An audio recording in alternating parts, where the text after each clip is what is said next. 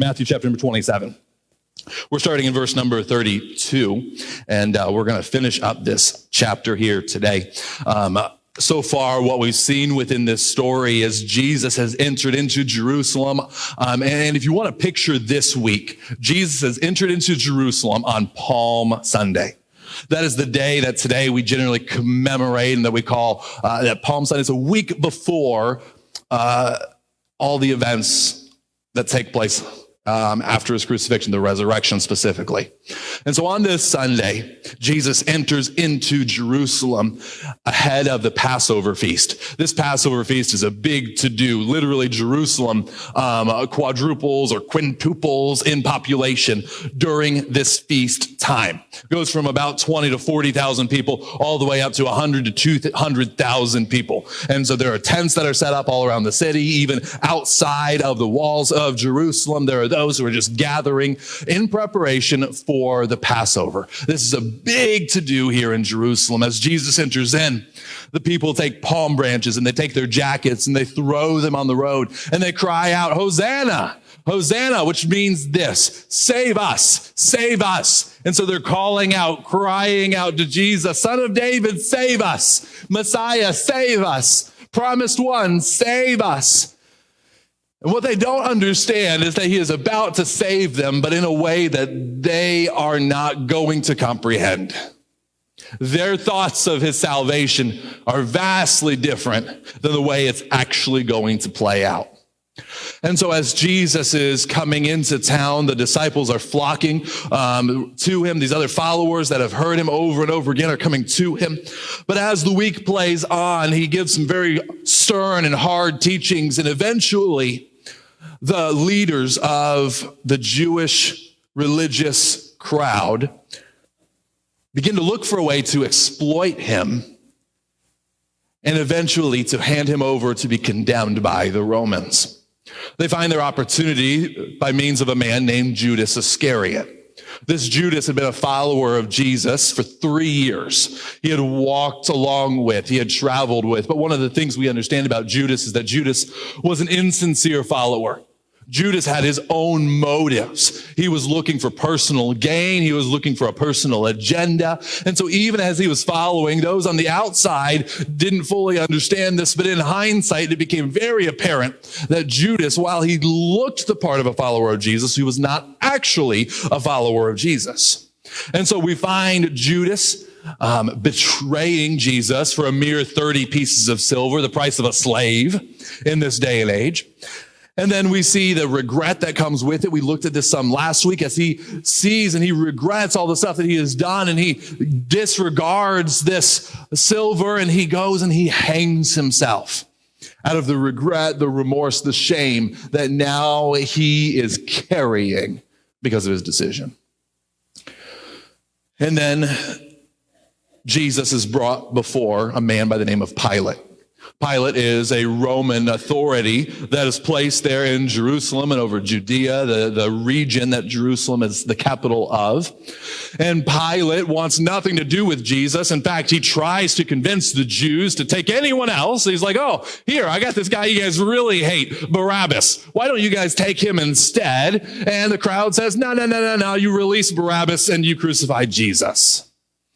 Pilate attempts to wash his hands of this matter and to say, "Oh, well, this is on you," which they gladly accept. And Jesus then is beaten. He is mocked. They accuse him. They say, "Oh, if you're the king, tell us who struck you." Placing a crown of thorns on his head, a reed in his hand, a cloak around him, a robe fit for a king, they say. And they lead him away to be crucified. This is where we pick up in verse number 32. As Jesus is going out on the way to this place that we come to see is called Golgotha, the place of a skull. As they're going out, verse 32, they found a man of Cyrene, Simon by name. And so this is likely one of those pilgrims that has come into Jerusalem. Cyrene is not local to this area, but Simon is a Jewish name. And so this man is likely of Jewish descent, but he doesn't live in Jerusalem. He's come for the feast. They compelled this man to carry his cross. And so even as Jesus is carrying this from the beatings and all the things that he has endured, Jesus apparently was no longer able to continue to either keep pace with or do what they had wanted him to do as he carries the cross beam that he is about to be crucified on. In this time, what they would generally do is they would have a place where the execution would happen. And in this place, there would be certain things that are already affixed. Oftentimes a singular stake, a large stake, the upper part of the cross. And those condemned would carry that crossbar that their arms would be attached to. And so Jesus is being told to carry this piece, and he carries as long as he is able. But at some point, his body is no longer cooperating. And so these Romans find this man named Simon, and they compel him. This is a word that's used a couple of times in Matthew. In fact, earlier in the book of Matthew, Jesus says, if someone compels you to go a mile with him, go with him too. And what this is these Romans can literally say, hey, you are coming with me. And so if they go to Simon and they say, hey, Simon, hope you're not busy because you're coming with us. And they tell this man to pick up this cross, and he does so and carries it for Jesus the rest of the way to this place called Golgotha, the place of a skull. As they get there, they offer him wine to drink. But even this wine is a mockery to him, because what is this wine? It's mixed with gall. Gall is a bitterant, one that you wouldn't notice within that cup, within that wine. Perhaps even Jesus may have anticipated that this would be a type of wine that would help dull some of the pain that he is enduring, and hope to quench his thirst and begin that process of just taking a little bit of the edge off of his physical body that is now broken. But even as he takes a bite of that, there's this bitterant mixed into it, making it impossible for him to actually drink of it. And so he refuses this, as anyone else would. They mock him in the middle with it. And when they had crucified him, so now they take him and they take this beam and they place it upon this outstretched, this standing cross. Likely they would have already affixed his arms, specifically between the bones of the forearm. They would take and sometimes they would tie, but we understand from this account as well as the other gospels that Jesus went through the more extreme version of this, and he was actually pierced by these nails. And so they drove these nails into his arms, stretching him out, and then picked him up, rested him upon the rest of this cross. Even as they're doing this, now they take his feet and they begin to attach his feet. Because here's the thing about crucifixion, and this is something that we don't understand always from a Western perspective, is that crucifixion was not a quick death. I think we all get that it was not a painless death. I don't know if you've ever been impaled. I've not personally, and I don't want to be. Painful experience, body going into shock from all of this abuse, likely after this beating and all of these things, infections beginning, wounds beginning to fester. As they take him, as they place him on this cross, they then take his feet, and there are a couple different ways that this could have been done. Traditionally, we see the nail placed in the top of his feet as they're placed together. Oftentimes, there are records of crucifixion as well as remains of individuals who were crucified, that what we see is actually they would take and they would put the legs on either side of the cross, and they would put nails in through the ankles.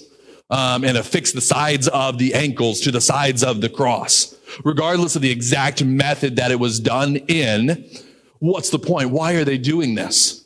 Well, they're doing it to make sure that the victims of crucifixion are able to continue to breathe. Because if you're hanging only by the weight of your arms here, what you find is that your lungs are not able to actually fill with air. And so this prolongs their life just ever so slightly. How sadistic is that? At the same time, as all of this is taking place, if you've seen some crucifixes that portray Christ, oftentimes they portray Christ with some sense of decency, at least a little bit. But what we actually find here, watch what's going on. When they crucified him, verse 35, they divided his garments among them by casting lots, So we understand, even in the middle of all of this, not only is he enduring all of this pain, he's enduring it all in a very humiliating way. He is nude as he's enduring this. Because those who were being punished by the Romans in this way were viewed as less than human. Humans get clothes, and we're going to look in a little bit here. Humans get burials. You're crucified, you're not entitled to either of those things. You are second rate. You're a second class, if not lower. You are the lowest of the low when you are enduring crucifixion at the hand of the Romans. This was reserved for those who were traitors, for those who had raised up their hand against the Roman government, those who had despised the authority of Rome. And so this is Rome's way of saying, hey, come against us, this is what happens. And so these were made as an example. And Jesus, as he endures all of this, after they divide his garments, they sit down and they keep watch over him there. You guys understand, this is going to be a long process. This takes hours. And so they're not going to stand any longer than they have to. They seat themselves, they keep watch over him. Over his head, over the heads, what would actually happen is this often took place at some sort of an intersection.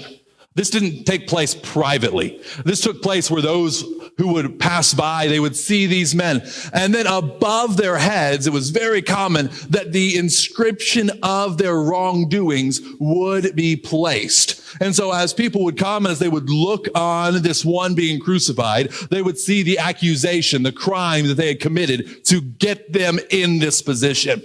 Another way of saying, hey, don't do this. Above Jesus, the sign merely reads, "This is Jesus, the King of the Jews."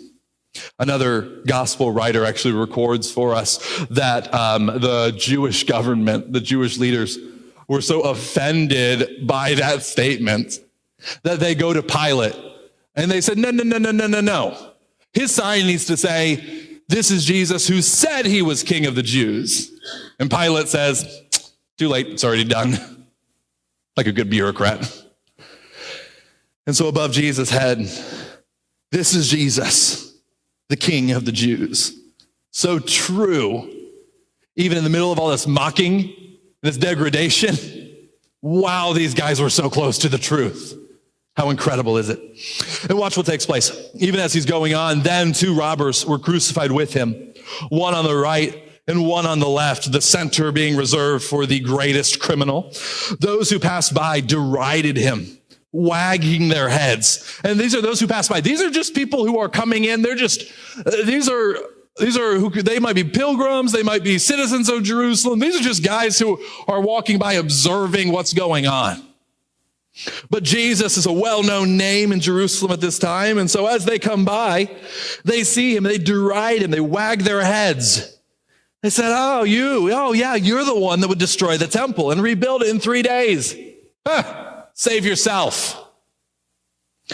They cry out to him, "If you're the Son of God, come down from the cross." So also the chief priests with the scribes and elders, they wouldn't miss this opportunity for anything. They mocked him, saying, "He saved others. He cannot save himself. He is the King of Israel. Let him come down now from the cross, and we will believe in him. He trusts in God. Let God deliver him now, if he desires him. For he said, I am the Son of God." And even this, watch this in verse 44. The robbers who were crucified with him also reviled him in the same way. Another gospel writer records for us that one of the robbers eventually sees the truth behind this and places his faith in Jesus. But can you just imagine you're sitting there or you're hanging there and everyone around you is mocking and berating as you are slowly feeling the life being sucked out of you, feeling that exhaustion come on. You want to just close your eyes and it feels like sleep overtaking you, but you know that at the end of the day, this is a sleep that you're never going to wake up from. Or in Jesus' case, you're not going to wake up for a few days. Spoiler. But what we see all of this taking place. And they begin to look at him and say, "You trusted in God. Where did your trust get you?" But I want you to understand this with me, church, that trusting God rarely means convenience. Trusting God rarely means convenience. Here's what I mean by that. Even as you and I trust God, there are those days that it feels like, or it could feel like, that our trust in God is misplaced. We say, God, I'm trusting you, but I don't understand where you're going to do this or how you're going to do this. Can I just tell you, just because you don't know how he's going to do this doesn't mean that he's not going to do it. Just because you don't see what the next step is on the path doesn't mean that the next step isn't there. And in fact, trusting God, the longer you walk in your Christian journey, the more you're going to see this play out over and over and over again. That next step is going to be a step that you're not sure how to take it. You're putting your foot out there and you're saying, Lord, you're telling me to go, so I'm going. And you're praying and trusting that when that foot hits the ground, there is something sturdy underneath it. Faith feels that way a lot. We don't understand and we don't grasp what's coming next. All we can see is the things that we can see. But here's the thing, is our eyes are terrible. Our eyes are bad. Some of you are like, yeah, and some of you have 20/20 vision, of which I am envious. I have about, 2600 vision? Okay. And so I don't have glasses or contacts. I can't see a thing. Can I tell you that our spiritual vision is a lot more like mine, or some of you in here that you can't see a thing without your glasses. And that's what our spiritual vision is actually like outside of Christ. You want to see the thing that's coming up next? You better see it through faith. Because the fact is that we can attempt to predict what's going to happen tomorrow, and you and I have no idea. And in fact, we're told over and over again not to depend or rely on tomorrow, because we don't know what tomorrow is going to bring. We don't know the joys that are going to come tomorrow, or the heartaches. We don't know the comfort and the ease or the pain. We can't grasp any of it because it's too far for us. It's too good for us. It's too far beyond our understanding. But can I tell you this? We are called as believers to do hard things. We're called to do hard things. And even as we put our faith in Christ, even as we understand that trusting God, it doesn't equate to convenience. We're called to difficult stuff. We're not called to comfort and to ease. Find a place in the scriptures where comfort and ease are the goals of the believers, and you won't. So if you're comfortable in your Christian life, if everything that's happening is easy and you can see exactly how it's going to play out, can I say this? You're not living by faith. And the Bible very clearly tells us this: if it's not of faith, it's sin. We're called to live a life of faith, and no one demonstrates that more clearly than Jesus Christ. No one demonstrates that more clearly than Jesus Christ. As he continues, what we see as Matthew, he records for us in verse 45, from the 6th hour, there was darkness all over the land until the 9th hour. This equates to about noon until 3 o'clock in the afternoon in our time. The first hour beginning an hour after sunrise. And so 6th hour being 6 hours from that, give or take noon. 9th hour, give or take 3 o'clock in the afternoon. It's dark everywhere. About the 9th hour, so this is hours that have gone by as he is hanging on this cross. At the 9th hour, Jesus cried out with a loud voice. And so can you imagine with me? He is mustering up all of his strength, gathering his breath that is fleeting from him, and cries out with a loud voice, saying, Eli, Eli, lema sabachthani. And this phrase is often recorded in the scriptures in a language called Aramaic. This would have likely been the language that Jesus spoke informally, the language that he would have used in his day-to-day conversation. And it translates, Matthew provides this for us, it translates to, my God, why have you forsaken me? You see, at that moment, the sin of the world was placed on Jesus Christ. Jesus had never experienced sin before. He knew sin like a doctor would know cancer. He knew it from the outside, observing it. But now in this moment, he knows sin as a patient would know cancer, because that sin has been placed on him. He is carrying that guilt, that shame, the weight that you and I know all too well. This is the first time that he has ever experienced this in his entire life, his entire existence, even before the incarnation. We understand that Jesus, he had never experienced separation from the Father. But in this moment, all he can do is cry out, God, my God, why are you forsaking me? Where are you, God? Some of the bystanders, they heard it. They said, this man is calling Elijah.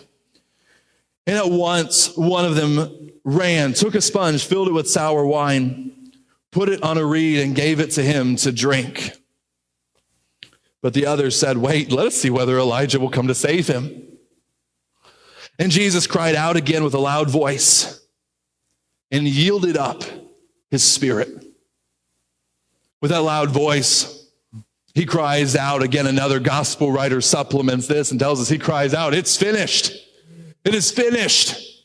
The work that he came to do was done. And his life ends. Even in the middle of this, watch what happens. Behold, the curtain of the temple was torn in two. This curtain is not like a curtain that you have at home that's covering your windows. It'd be weird enough if you went home and that curtain was torn, right? This is a thick veil that would muffle sound as well as light. This would be almost impenetrable. Separating this thing would be nearly impossible from a human perspective. And yet this veil in the temple between the Holy of Holies and the holy place was ripped from top to bottom. The earth shook. Rocks were split.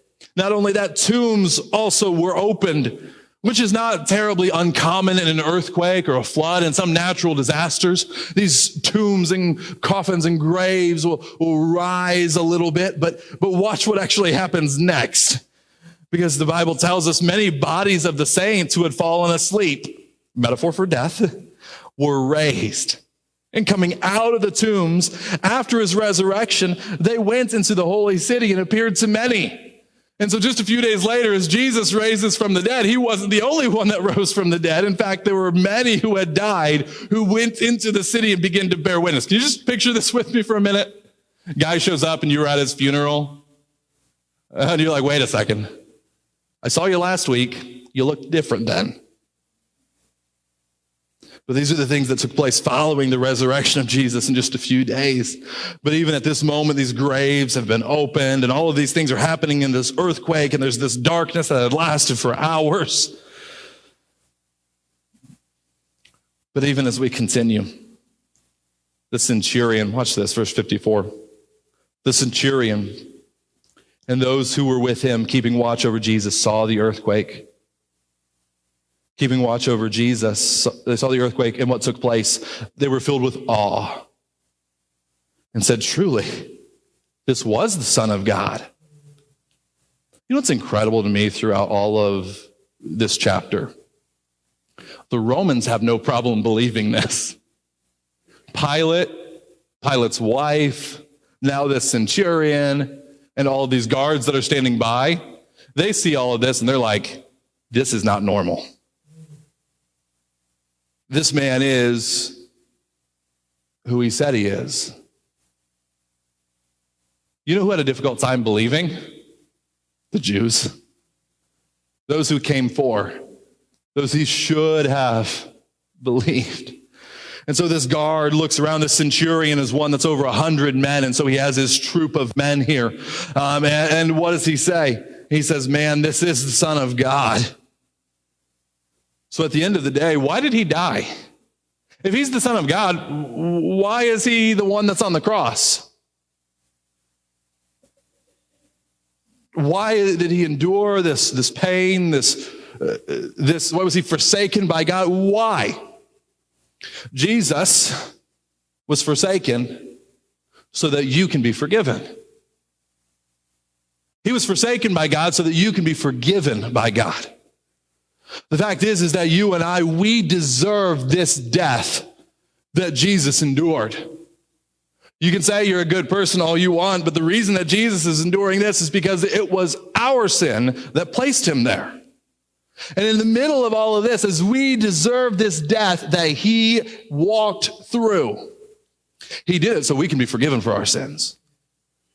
He did it so that we can be made the righteousness of God. You see, there's a divine transaction that takes place when we put our faith in Jesus Christ. Our sin is credited to Jesus' account, and he was already condemned and already paid the price for it. And at the same time, his righteousness, his goodness, his holiness, his godness, all of this stuff, that holiness that is Jesus, the righteousness that is Jesus belongs to him, is placed on us, which is why John writes and says that those who believe in him, to them gave he power to become the sons of God, even to those who believe on his name. What an incredible, incredible gift is placed before us. And so we see, we bear witness, we understand the forsakenness of Jesus so that we can be forgiven for the sin that we have. Verse 55, there were also many women there, looking on from a distance, who had followed Jesus from Galilee, ministering to him, among whom were Mary Magdalene, Mary, the mother of James and Joseph, the mother of the sons of Zebedee. And so there are at least these three women that are mentioned, although Matthew tells us there were many women there. We only know of one of Jesus' followers being present, a man by the name of John, the same one who would write the Gospel of John. But the rest were these women that had followed after him, been his disciples. When it was evening, and so the time has come for these bodies to be removed from the cross. And in fact, there was a hurry to remove these bodies from the cross as they were sitting in Jerusalem and the Passover was coming. At sundown, that Passover would truly begin in earnest, and so it was time to remove these bodies from the crosses. Traditionally, what would happen with the victims of crucifixion is that these bodies would be taken and they would just be cast into some type of a mass grave, some type of a landfill. In fact, archaeologists have discovered some of these, and there are very plain signs that these were men that had endured crucifixion, and there's a just pile of unidentified bodies as a result of this. These men were not given opulent graves. These men were deemed as traitors to the empire, and so nobody was coming forward to claim these bodies unless they wanted to be just like them. And so the soldiers would take them and just discard them in the most inhumane ways imaginable. But even now, as they take these bodies off of their crosses, a rich man from Arimathea named Joseph, who was also a disciple of Jesus, verse 58, he went to Pilate and he asked for the body of Jesus. Pilate ordered it to be given to him. Joseph took the body, wrapped it in a clean linen shroud, laid it in his new tomb, which he had cut in the rock. And he rolled a great stone to the entrance of the tomb and went away. Mary Magdalene and the other Mary were there, sitting opposite the tomb. And so this man, Joseph, and in fact, again, John's gospel records that Joseph wasn't the only man there, but there was another man that took part of this, a man by the name of Nicodemus, who was a Pharisee. He was a teacher of Israel who met Jesus in John chapter number 3. In fact, the man that Jesus told, "You must be born again." And then the same man that Jesus utters possibly his most famous words as he tells him that God so loved the world that he gave his only son, that whoever believes in him should not perish, but have eternal or everlasting life. This same Nicodemus was involved in this burial process of Jesus. And so these men come, but perhaps others, perhaps they had their servants actually carry out the work. It's possible that these men were older and physically not able to be the ones to do it. But they had this body of Jesus removed and placed in a tomb that Joseph had just recently carved out. Again, indicating to us that maybe he was an older man that was preparing for his own death. But now Jesus is placed in this tomb. And even as he was placed in this tomb, it was not uncommon for a great stone to be placed in front of these tombs. Oftentimes a trench would be cut out and a stone would be rolled in front to protect this body from those who would be grave robbers who would come in and look for clothes or jewels or things that would be associated with a wealthy person after their death. And so this stone was very relatively easy to put into place, very difficult to remove. But the next day, that is after the day of preparation, the chief priests and the Pharisees gathered before Pilate and said, "Sir, we remember how that impostor said, while he was still alive, 'After 3 days, I will rise.' Therefore, order the tomb to be made secure until the 3rd day, lest his disciples go and steal him away and tell the people, 'He has risen from the dead.'" You know what's amazing to me is that these religious leaders were listening more than Jesus' disciples, because his disciples aren't sitting there waiting for this to happen. His disciples are panicking. They are fearful for their lives. They are hiding. They aren't doing any of the things anticipating that he's returning in just a couple of days. But these men said, "Order the tomb to be secure, lest his disciples come and steal his body and tell the people that he rose. And the last fraud will be worse than the first." Because they understood this, that if Jesus rose from the dead, that changed everything. That changed everything. And they knew it. They understood, oh man, if this body goes missing, these people will be insufferable.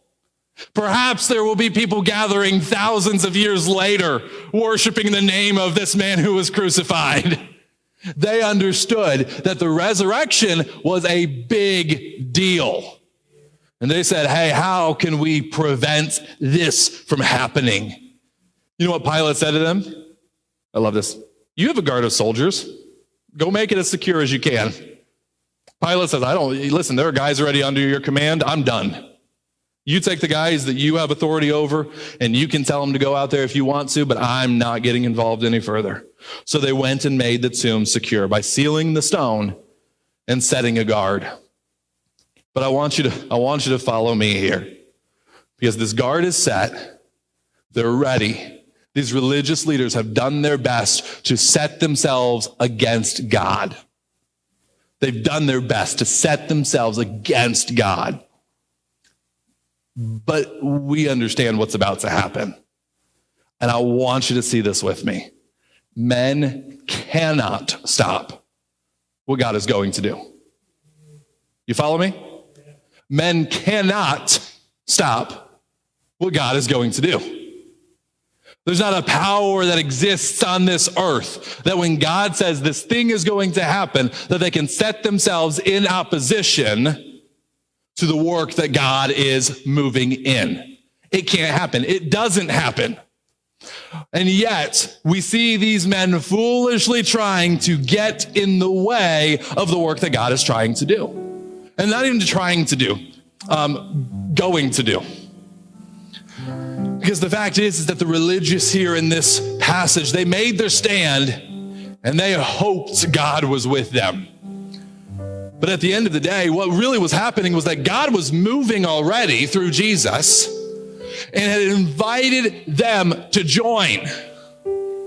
But what did they do? They refused. They said, no, God, that's not how I want you to work. No, God, that's not how I want you to do things. I would rather you do something else. That's not how things go. You see, as followers of Jesus Christ, we don't blaze our own trail and then say, God, can you bless this thing that I'm doing? No, we are followers of Jesus Christ. And so Jesus Christ, can I tell you this? Jesus Christ is already at work in our world. Jesus Christ is at work in our community. Jesus Christ is at work in the lives of your coworkers, in the lives of your neighbors, in the lives of the people around you. Jesus is already at work in one way, shape, or form. It's not our responsibility just to go do the work, but our responsibility is to say, okay, God, where are you at work today? And then how can I be a part of that work that you're doing? How can I follow you in this work? What are you calling me to do? What part of this are you asking me to participate in? But these religious leaders, they just said, listen, nope, that's not, I don't want anything to do with that. And so they set the stone. They sealed it. They put the guard and they said, oh, if there's any way possible, this is not going to happen the way that he said it would. But the problem the problem here is the one who said it. Because when God says something, it's as good as done. You see, God's promise is his working. His word is his promise. The minute that God says this is going to take place, it is done. There's not are you going to keep your promise? It's when and how is your promise going to be kept? In his mind, it's already taken place. It's past tense. It's done. It's over. And one of the things that amazes me is even as you read through the prophecies that are looking forward to this passage that we just read, many of those are even recorded in a past tense way. He was bruised for our iniquity. The chastisement of our peace was upon him. By his stripes we are healed. Now it will be, not future. Why? Because in God's timeline, it's done. It's finished. It's settled. And so you and I, we don't see tomorrow. We don't see the work that he's going to do. On Friday, we look around and we say, man, I wish Sunday were here. But in God's eyes, that Sunday has already came. You see, the devil, his fate was sealed at the death of Christ. The resurrection was already going to happen, and there was nothing that could be done to stop it. And you and I, there are times in our lives that we want to set the pace. We want to be the ones to say, God, this is how we're going to follow after you. This is how we are going to do this thing. And God, I know you're going and we're kind of coming too, but give us a minute. But the fact is that a follower of Jesus Christ doesn't say, okay, how can I do the minimum that God is asking me to do? The follower of Jesus Christ says, God's working. How can I be a part? God's working. How can I be there? How can I be on the front lines? How can I be a part of God's working in this world? But God have mercy on us when we choose to set ourselves against his work. Those times in our life when God's doing something and he's transforming us and we say, I want out of that. Those times in our life that are difficult and we say, okay, God, you're doing this thing. I'm going to go over here and do mine. No. You see, those times in our life when God is going against what feels like against the grain in your life, sometimes that's the greatest work, if not often, that's the greatest work that God's doing in your life. And so we are called to be like the clay on a potter's wheel. The clay submits to what the potter is doing. And even when it's difficult, that shaping, that culling, that work that the potter is doing to mold us into the image that he wants us to be, listen, that's not always enjoyable. In fact, part of the working with clay takes the force and the pressure of molding that clay, and we don't like that pressure. But wow, God's got a great plan. God's got a great vision. God's got a great desire for you. And the scripture tells us that the one who has begun that work in you, he's going to complete it. And so the fact is even as we walk through these times when God is molding and God is shaping and God is doing his work in us, don't try to stop the work that he's doing.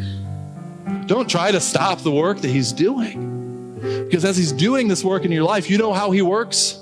He works for your good and he works for his own glory. And when we try to resist that, when we try to fight that, when we say, God, I don't like the way that you're doing it, that's not for us to decide. Our calling is to be committed followers of Jesus Christ. Put our faith in his gospel and to live accordingly.